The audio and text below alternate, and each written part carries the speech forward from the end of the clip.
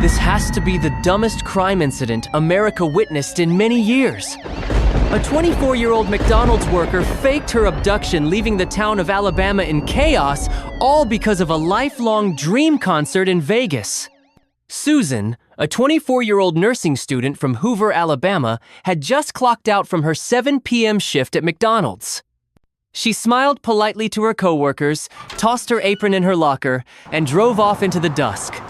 But what happened next would shake the entire state.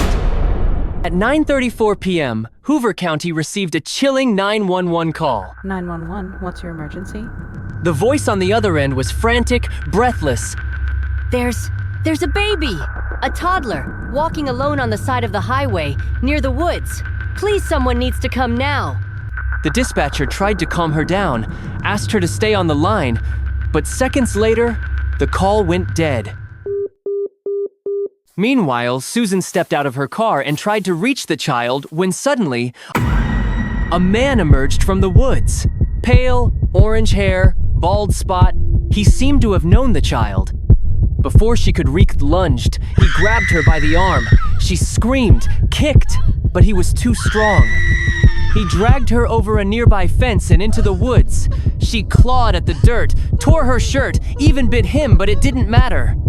He shoved her into a filthy old car, then transferred her to the back of a waiting 18-wheeler hidden deep beyond the tree line.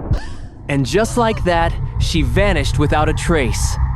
When officers arrived at the scene along Highway 145, Susan's car sat idling on the shoulder.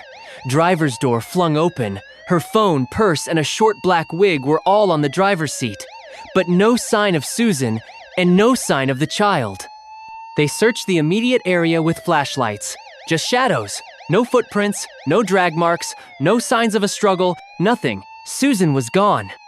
And so began one of the largest missing person searches Alabama and the United States had seen in years. Within hours, local news stations picked up the story.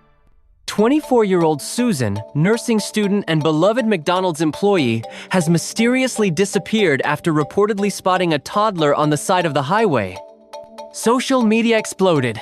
A community Facebook page started tracking every update. Volunteers flooded the woods with headlamps. Boats scanned the nearby creek. Drones flew overhead. Even the FBI joined the case. Bring Susan home signs were printed overnight. Her stepmother, usually composed, was now a broken woman in front of cameras. She was just driving home. She always comes home.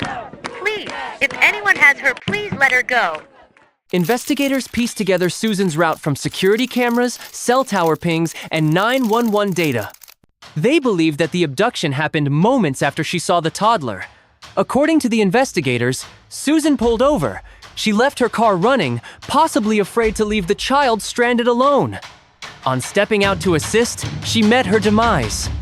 2 days after, no ransom call was received. There were no sightings, neither was there a suspect. Rumors grew darker. Was this connected to human trafficking? Did someone target her? Was the toddler bait? The town of Hoover was holding its breath. And then, just before midnight on a Saturday, suddenly, Susan reappeared. She staggered up the walkway of her parents' home. Barefoot, lip bleeding, shirt torn, bruises on her arms. Her stepmother screamed. Neighbors emerged from their porches. Everyone believed she had survived the unthinkable. She said she escaped. She ran through woods, dodged traffic, found her way back by pure luck. And for a moment, the town celebrated. But then, the questions started. Investigators, still in dismay, started digging deep into the case. They dug into her digital footprint, and suddenly the dots started connecting. Susan's search history from earlier that week included: how to take money from a register without being caught. Do I have to pay for an Amber Alert? Bus tickets to Las Vegas under a fake name. Taken movie summary. This seemed pretty odd. Even stranger CCTV footage showed her at Target right before her disappearance, buying snacks, bottled water, and other supplies, none of which were found in the abandoned car. Also, security cameras at her job caught her stealing a bathrobe and rolls of toilet paper. Then came the highway footage. She claimed she pulled over as soon as she saw the toddler, but the camera showed she drove 600 yards, the size of 6 football fields along the shoulder before stopping. Which makes one wonder if the toddler was sprinting beside her the entire time. And the biggest hole of all. No one ever saw the toddler, no child was reported missing, there was no suspect, no vehicle, nothing. Pressed under questioning, Susan's story began to crumble. She finally admitted that here was no abduction, no toddler, no man with orange hair, and neither was there an 18-wheeler vehicle. It was all a lie. Why? Because Susan had always dreamed of seeing Las Vegas in her own way. And that week, her favorite pop artist was headlining a concert in Vegas, a once-in-a-lifetime show, the kind her strict stepmother would never let her attend.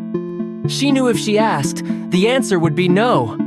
So she devised a plan, something wild, something believable. After leaving work, she made the 911 call. She staged the crime scene, then she slipped into the woods, changed clothes, took a rideshare to a nearby hotel, and flew out on a burner ticket. She danced in the front row, drank cocktails, took selfies. For 49 hours, she lived the life she always wanted while her town wept and prayed. This got the whole town pissed. Susan was arrested and arraigned in court.